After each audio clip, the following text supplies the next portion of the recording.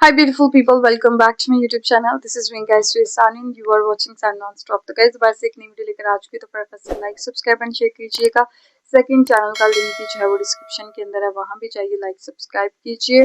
और आज की जो हमारी वीडियो है, सतलुज यार आई है दिलजीत दोसांझ की, तो साथ ही मतलब 1 घंटे के या 2 घंटे के अंदर अंदर पूरा एक दिन भी नहीं उसको चलाया गया और साथ ही उसको जो है वो इंडिया के अंदर बैन कर दिया गया। ये सेकंड मूवी है दिलजीत दोसांझ की। पहले हानिया आमिर के साथ बनी तो वो भी जो है वो बैन कर दी गई इंडिया के अंदर, क्योंकि वहाँ पे पाकिस्तानी एक्ट्रेस थी तो इसलिए बैन की गई। इस दफा उन्होंने कहा कि इन्होंने सही चीजें नहीं दिखाई, सिर्फ सिखों के ऊपर जुल्म होता दिखाया, तो इसलिए जो है वो सारी स्टोरी मुझे तो पता नहीं थी, तो मुझे जो है ना इस वीडियो के थ्रू पता चलेगी। आप लोगों को भी जिसको नहीं पता वो इस वीडियो के थ्रू डिटेल से जो है वो चीजें पता चलेंगी। KPS gills story, super cop, villain और बोथ, तो इसके अंदर सारी चीजें क्लियर होने वाली है, तो वीडियो को स्किप मत कीजिएगा। तो let's start the video guys. दोस्तों साल था 1988। अमृतसर की एक तपती दोपहरी में हवा का हर एक झोंका खौफ लेकर आ रहा था। सिखों के सबसे पवित्र स्थल स्वर्ण मंदिर के चारों तरफ सिक्योरिटी एजेंसीज का सख्त घेरा था। मंदिर के अंदर एडवांस वेपन्स के साथ उग्रवादी मोर्चा संभाले बैठे थे। हालात बिल्कुल 1984 के ऑपरेशन ब्लू स्टार जैसे बनते जा रहे थे। वही तनाव, वही बारूद की बदबू। देश की सांसें थमी हुई थी कि क्या एक बार फिर आस्था के इस मंदिर पर गोलियां चलेंगी, क्या फिर से इतिहास का वो काला पन्ना दोहराया जाएगा। इसी बीच सिक्योरिटी एजेंसी के कैंप में कमांड संभाल रहा एक बेहद लंबा रोबीली मूंछों वाला शख्स आगे आता है। उसकी आंखों में न तो कोई घबराहट थी न जल्दबाजी। उसने एक ऐसी स्ट्रैटेजी तैयार की जो इंडियन मिलिट्री हिस्ट्री में मिसाल बनने वाली थी। उसने सेना को सीधे अंदर भेजने की बजाय पूरे प्रेमिसेस की बिजली और पानी की सप्लाई काट दी और स्नाइपर्स ऊंची जगहों पर तैनात कर दिए। उसने मीडिया को लाइव कवरेज की इजाजत दी ताकि दुनिया देख सके कि अंदर हो क्या रहा है। बिना मंदिर की मेन इमारत को नुकसान पहुंचाए, बिना कोई खून खराबा किए उग्रवादियों को घुटने टेकने पर मजबूर कर दिया गया। अच्छा। जब ये लोग हाथ उठाकर बाहर निकले तो देश ने राहत की सांस ली। इस बेहद कामयाब मिशन को नाम दिया गया ऑपरेशन ब्लैक थंडर। इस पूरे ऑपरेशन के पीछे जो मास्टरमाइंड था, जिसने अपनी सूझबूझ से पंजाब को एक और बड़े जख्म से बचा लिया, दुनिया उन्हें कंवरपाल सिंह गिल यानी केपीएस गिल के नाम से जानती है। कंवरपाल नाम कितना बड़ा है ना, रोप वाला। दोस्तों वो एक ऐसा दौर था जब मौत पंजाब की सड़कों पर घूमती थी। एक ऐसा दौर जब पंजाब और कश्मीर एक साथ जल रहे थे। ऐसे में पंजाब के एक ऑफिसर ने न सिर्फ पंजाब को सालों तक खालिस्तान के आतंक से आजाद करा दिया, बल्कि उसको जड़ से भी मिटा उस टाइम पे भी दिया। बहुत सारे लोगों की खालिस्तान आपत्ति ये है कि आज एक ऐसी फिल्म आई है जिसने उसी एक शख्स को एक ऐसे तरीके से दिखाया है जिसके बाद से लोग उनके ऊपर सवाल उठाने लगे। वो लोग सवाल उठा रहे हैं जिन्हें इंडियन हिस्ट्री की एबीसीडी भी नहीं पता।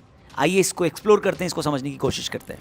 दोस्तों केपीएस गिल साहब जब 80 के दशक की शुरुआत में पंजाब के पुलिस डीजीपी बनकर आए, तब पंजाब की स्थिति नॉर्मल नहीं थी।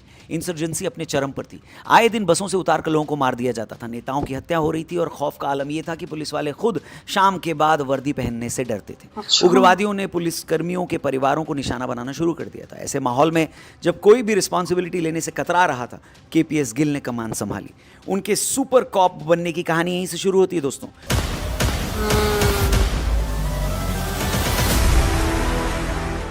उन्होंने पंजाब पुलिस के टूटे हुए हौसले को दोबारा खड़े करते हुए गोली का जवाब गोली से देने का फैसला किया। केपीएस गिल जानते थे कि इस लड़ाई को बंद कमरों में बैठकर नहीं जीता जा सकता। उन्होंने सबसे पहले डरी हुई पंजाब पुलिस का मनोबल उठाने का जिम्मा लिया। उन्होंने पुलिसकर्मियों से कहा कि अगर उग्रवादी तुम्हारे परिवारों को छुएंगे तो उन्हें इसकी भारी कीमत चुकानी होगी। अपने लोगों को यकीन दिलाने के लिए खुद केपीएस गिल साहब ने बुलेट प्रूफ गाड़ियां छोड़ दी और खुली जीप में बैठकर पंजाब के सबसे सेंसिटिव और अफेक्टेड इलाकों का दौरा करने लगे। ये उग्रवादियों को सीधा मैसेज था कि स्टेट का कानून अभी जिंदा है। उन्होंने बुलेट फॉर बुलेट, गोली का जवाब गोली की नीति अपनाई। लोकल लेवल पर इंटेलिजेंस नेटवर्क को इतना मजबूत किया उन्होंने कि उग्रवादियों के छिपने के ठिकाने खत्म होने लगे। नतीजा ये हुआ कि पंजाब कभी बारूद की ढेर पर बैठा था, वहां धीरे धीरे शांति लौटने लगी और सालों बाद फिर से डेमोक्रेटिक चुनाव करा पाना संभव हुआ। लेकिन कहानी सिर्फ इतनी नहीं थी दोस्तों, इससे कई ज्यादा थी जो अब हम आपको बताएंगे। ऑपरेशन ब्लू स्टार के बाद से खालिस्तान का नेटवर्क पंजाब से पूरी तरह खत्म हो गया था। इंदिरा गांधी जी के जाने के बाद पॉलिटिकल हालात ऐसे बने कि केपीएस गिल साहब को अपने पद से हटा दिया गया। 90 के दशक की शुरुआत में जब गिल साहब दोबारा पंजाब के डीजीपी बनकर लौटे तो उग्रवादियों ने एक नया और खतरनाक पैंतरा शुरू किया। वो पुलिस वालों के परिवारों को उनके घरों में घुसकर मारने लगे थे। पुलिस महकमे में भारी डर का माहौल था और कई अधिकारी बुलेट प्रूफ गाड़ियों से बाहर ही नहीं निकलते थे। पुलिस का मनोबल पूरी तरह टूट चुका था, जिसे वापस लाना बहुत जरूरी था। केपीएस गिल ने इस डर को मिटाने के लिए खुद को दांव दांव पर लगा दिया। उन्होंने अपनी बुलेट प्रूफ गाड़ी गैराज में खड़ी करवाई और पंजाब के सबसे खतरनाक माने जाने वाले तरन तारण और बुलेट राजा प्रूफ जैसे गाड़ी हॉटस्पॉट छोड़ में दी। एक खुली जीप में बैठकर दौरा करना शुरू कर दिया। ओह, उनके साथ brave भारी सुरक्षा man। जरूर थी, लेकिन एक ऐसे इलाके में जहां पुलिस स्टेशन पर रॉकेट लॉन्चर से हमले होते थे, वहां राज्य के सबसे बड़े पुलिस अधिकारी का खुली जीप में घूमना उग्रवादियों के लिए सीधा चैलेंज था। इस एक कदम ने पंजाब पुलिस के अंदर ऐसा जोश भरा कि जो पुलिस बैकफुट पर थी उसने फ्रंट फुट पर आकर इंसर्जेंसी की कमर तोड़ दी। किसी को तो KPS गिल लेना की पड़ता कहानी है का स्टेप। ये एक छोटा सा भाग था दोस्तों। KPS गिल साहब उस दौर में पंजाब गए जब पूरा पंजाब मिलिटेंसी के नीचे लगा हुआ था। हथियार, तलवारें और बंदूकें आम थी। पुलिस में डर भरा गया था। ऐसे में कई ऐसे फैसले लेने होते हैं जो आमतौर पर एक आम पुलिस वाला या अधिकारी नहीं लेगा, क्योंकि हालात ही आम नहीं होते। आज KPS गिल साहब को जिन लोगों ने एक फिल्म के बाद जज करना शुरू कर दिया है, उन्हें ये समझना होगा कि सिर्फ वही थे जिनकी वजह से आज पंजाब भारत का हिस्सा है। When I was sent to Punjab, 91 नवंबर में for my second tenure there, तो मुझे कहा था कि आप इलेक्शंस करवा दीजिए और उसके बाद आपको वापस यहाँ, I was then DG CRPF, तो पोस्टिंग की ड्यूरेशन 3-4 महीने की बताई गई थी और अब वो 3-4 महीने स्ट्रेच करके 3-4 साल होने वाले हैं। I am still there. जो भी आदमी है, एनी लिविंग क्रीचर, उसके ऊपर वो तलवार तो हमेशा ही लटकी हुई है, कब किस टाइम पे कैसे मौत आ जाएगी। और गालिब का है कि मौत का एक दिन मुअय्यन है, नींद क्यों रात भर नहीं आती फिर मुझे। तो why should one worry about. I know this poetry. Punjab आने से पहले KPS गिल साहब असम में तैनात थे। वहां उस दौरान असम आंदोलन अपने चरम पर था और आंदोलनकारियों ने पूरे राज्य की नाकाबंदी कर दी थी। देश के लिए सबसे बड़ी मुसीबत यह थी कि असम से बाकी भारत को होने वाली तेल और डिफरेंट एसेंशियल कमोडिटीज की सप्लाई पूरी तरह ठप हो चुकी थी। रेलवे ट्रैक और तेल रिफाइनरीज को चारों तरफ से प्रदर्शनकारियों ने ब्लॉक करके रखा था। केंद्र सरकार बेबस नजर आ रही थी क्योंकि कानून व्यवस्था पूरी तरह चरमरा चुकी थी।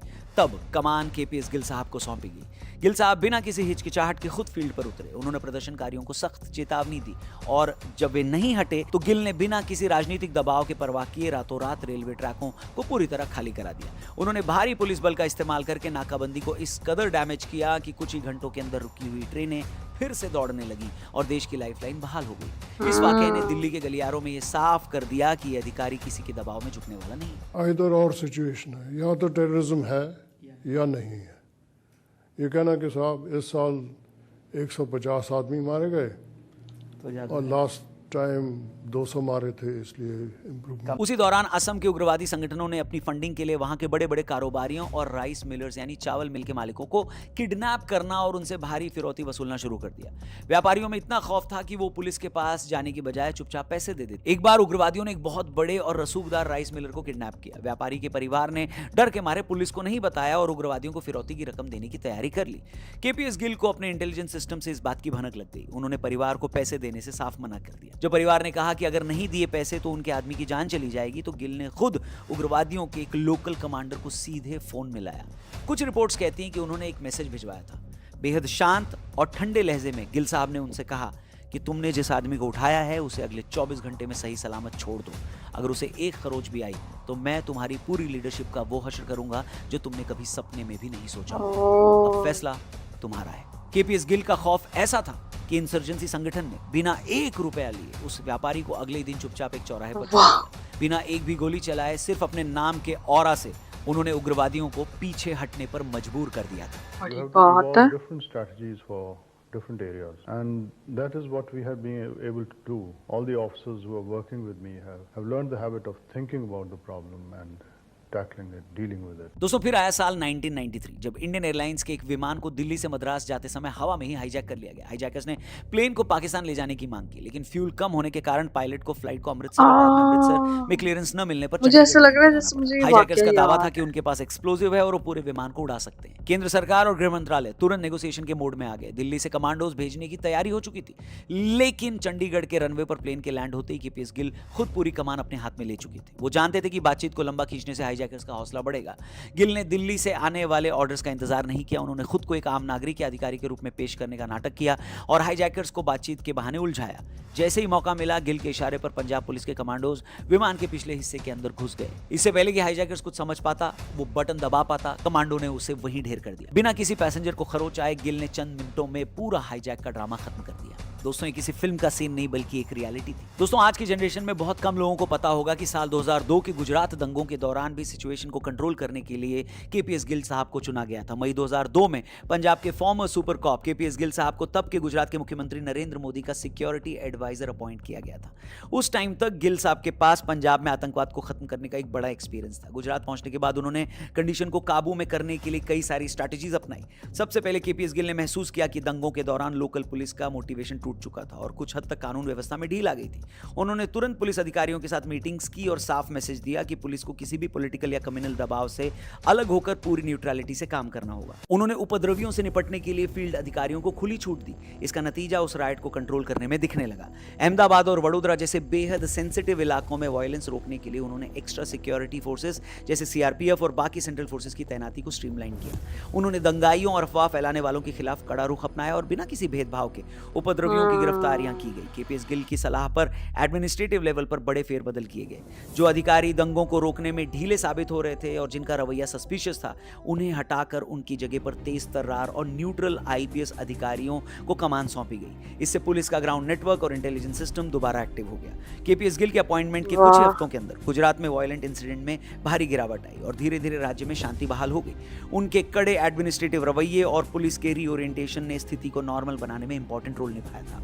ध्यान देने वाली बात यह है दोस्तों कि केपीएस गिल वो पहले बड़े अधिकारी थे जिन्होंने पॉलिटिकल बयानबाजियों के बीच इस बात को भी रखा कि गुजरात पुलिस के अंदर कुछ भारी स्ट्रक्चरल चैलेंजेस थे। उन्होंने उसको जैसे ही ठीक किया, पूरी कंडीशन नॉर्मल हो गई। पर दोस्तों इतिहास कभी भी एक तरफा नहीं होता। केपीएस गिल का ये सख्त अंदाज उन्हें कंट्रोवर्सीज के घेरे में भी ले आया। उनकी कहानी में सपोर्टर्स और हेटर्स के दो बेहद कड़े पहलू हैं। उनके सपोर्टर्स का साफ कहना था कि पंजाब उस वक्त कैंसर की आखिरी स्टेज पर था, जहां केवल एक बड़ा ऑपरेशन ही जान बचा सकता था इस राज्य की। गिल ने वो बड़ा फैसला लिया और देश को टूटने से बचाया। उनका साफ कहना था कि आतंकियों उग्रवादियों के साथ इनफैक्ट एक इंटरव्यू के दौरान उन्हें कश्मीर के बारे में जब पूछा गया, उनसे पूछा गया कि कश्मीर से अब क्या फोर्सेस को हटा लेना चाहिए या उनको वहां पर कम कर देना चाहिए, उनकी संख्या कम कर देनी चाहिए क्योंकि अब आतंकवादियों की गतिविधियों में थोड़ी सी कमी आई है। इसका जवाब उन्होंने क्या दिया, आप इस वीडियो में सुनिए। आप ट्रुप्स विड्रॉल के फेवर में तो नहीं है? नहीं, बिल्कुल नहीं। बल्कि और ट्रूप्स भेजिए। जब तक इंसिडेंट्स ख़त्म नहीं होते हैं और सभी जितने भी टेररिस्ट हैं जिन्होंने अमेरिका, यूरोप में कुछ किया है, उनका जो निशानात हैं वो पाकिस्तान में मिलेंगे, किसी ना किसी तरीके से पाकिस्तान से जुड़े। It is the mother of all terrorism. इतने बड़े पद पर बैठा अधिकारी बिना किसी लाग लपेट के जो सोचता है वो बोल देता है, ये दर्शाता है उस व्यक्ति की इंटरनल क्लैरिटी को। और वहीं पर दूसरा पक्ष उनके हेटर्स का और ह्यूमन राइट्स ऑर्गेनाइजेशन का है कि भाई आतंकवाद को, उग्रवाद को कुचलने की इस मुहिम में कानून की सीमाएं लांघी गई। कई बेगुनाह लोग भी सिस्टम की चपेट में आए, फर्जी मुठभेड़ों के आरोप लगे और पुलिस को असीमित शक्तियां दे दी गई। लेकिन इसके बाद भी रिजल्ट तो आया दोस्तों। खैर, केपीएस गिल साहब जब असम में तैनात थे तब एक वायलेंट प्रोटेस्ट के दौरान पुलिस कार्रवाई में एक प्रदर्शनकारी की मौत हो गई। केपीएस गिल पर सीधा आरोप लगा कि उन्होंने खुद उस प्रदर्शनकारी को लात मारा और मौत के घाट उतार दिया। उन पर हत्या का मुकदमा दर्ज किया गया। उन्हें एक क्रूअल अधिकारी के रूप में कटघरे में खड़ा किया गया। केपीएस गिल ने इस कानूनी लड़ाई का डटकर सामना किया। मामला दिल्ली हाईकोर्ट तक गया। अदालत ने गवाहों और सबूतों की गहराई से जांच करने के बाद पाया कि गिल पर लगाए गए आरोप पॉलिटिकली मोटिवेटेड और झूठे थे। दिल्ली हाईकोर्ट ने उन्हें पूरी तरह बरी कर दिया, जिससे उनके हेटर्स का मुंह भी बंद हो गया। अब जब ये फिल्म आई है दोस्तों, यानी सतलुज, जिसके बाद से ये चर्चा और ज्यादा हो रही है। फिल्म के अंदर भी जिस तरह से केपीएस गिल पर आरोप लगे हैं कि उन्होंने पुलिस की ताकत का गलत फायदा उठाया, उनका हमेशा से कहना था कि असाधारण परिस्थितियों में असाधारण कदम उठाने पड़ते हैं। गिल ने नेशनल और इंटरनेशनल स्टेजेस पर लॉजिक्स के साथ ये साबित किया है कि पंजाब में जो कुछ भी किया गया वो देश की अखंडता को बनाए रखने और पाकिस्तान सपोर्टेड यानी समर्थित प्रॉक्सी वॉर को हराने के लिए जरूरी था। उन्होंने साफ कहा कि अगर पुलिस सख्त कदम नहीं उठाती तो पंजाब भारत के हाथ से निकल जाता। इतिहास ने फाइनली ये माना कि उनके कड़े फैसलों के कारण ही पंजाब में दोबारा शांति और डेमोक्रेसी की बहाली हो सकी। दोस्तों, कंट्रोवर्सी अपनी जगह है, लेकिन इस बात से कोई इनकार नहीं कर सकता कि केपीएस गिल ने अपनी जान हथेली पर रखकर भारत की अखंडता की रक्षा की थी। एक ऐसा दौर जब पंजाब में तिरंगा फहराना मौत को दावत देने जैसा था, वहां उन्होंने फिर से अमन चैन बहाल करवाया। वे सिर्फ पंजाब तक सीमित नहीं रहे। रिटायर होने के बाद भी जब छत्तीसगढ़ में नक्सलवाद बढ़ा या श्रीलंका में इंसर्जेंसी विरोधी स्ट्रैटेजीज की जरूरत पड़ी तो सरकार ने केपीएस गिल इतिहास के उन चुनिंदा किरदारों में से हैं जिन्हें कभी भुलाया नहीं जा सकता। वो एक ऐसे हीरो थे जिन्होंने देश की सुरक्षा के लिए अपनी इमेज की परवाह नहीं की और इंसर्जेंसी के उस सबसे काले दौर में भारत के लिए एक मजबूत ढाल बनकर खड़े रहे। क्या आपको इनकी कहानी पता है? क्या आपने इनके बारे में पढ़ा है? क्या आप इनके बारे में जानते हैं? जो भी आपकी ओपिनियन है, जो भी आपकी रीडिंग है, जो भी आपका एक्सपीरियंस है, ऑब्जर्वेशन है, कमेंट सेक्शन में कमेंट करके जरूर बताइएगा। और जिस तरीके से सतलुज फिल्म में दिखाया गया, क्या आप वो फिल्म देख पाए जब वो 2 दिन के लिए OTT पर थी? क्या आपको मौका मिला देखने का? उसको देखकर आपकी क्या ओपिनियन है, क्या फीडबैक है, कमेंट करके जरूर बताना। और KPS गिल साहब की ये स्टोरी अपने दोस्तों तक भी जरूर पहुंचाना, इसे जरूर शेयर करना।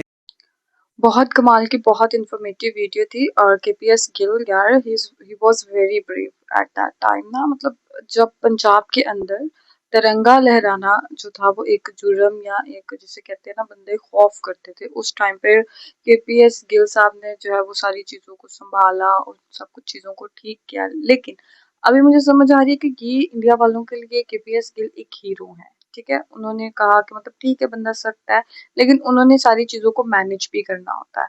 लेकिन अब सतलुज के अंदर इनका जो है वो नेगेटिव किरदार दिखाया है, इसीलिए जो है वो लोग अब इस चीज़ को कंफ्लिक्ट कर रहे हैं। तो गाइज, आप लोगों को क्या लगता है कि केपीएस गिल जो इन्होंने दिखाए हैं सतलुज के अंदर, क्या वो राइट दिखाए हैं या रॉन्ग उनकी इमेज दिखाई है, या जो हमारे आरजे रौनक भाई साहब ने बताया कि वो सही वाले केपीएस गिल है? तो अगर तो ये बताया तो ही वॉज वेरी ब्रेव, तो उनको कुछ अब लेने पड़ते हैं स्टेप ऐसे ना अपनी कंट्री के लिए। तो गाइज, आप लोगों का आज की वीडियो के बारे में क्या कहना है? Do comment, like, subscribe and share कीजिएगा। चलिए गाइस, मिलते हैं आपको नेक्स्ट वीडियो के अंदर। Bye bye.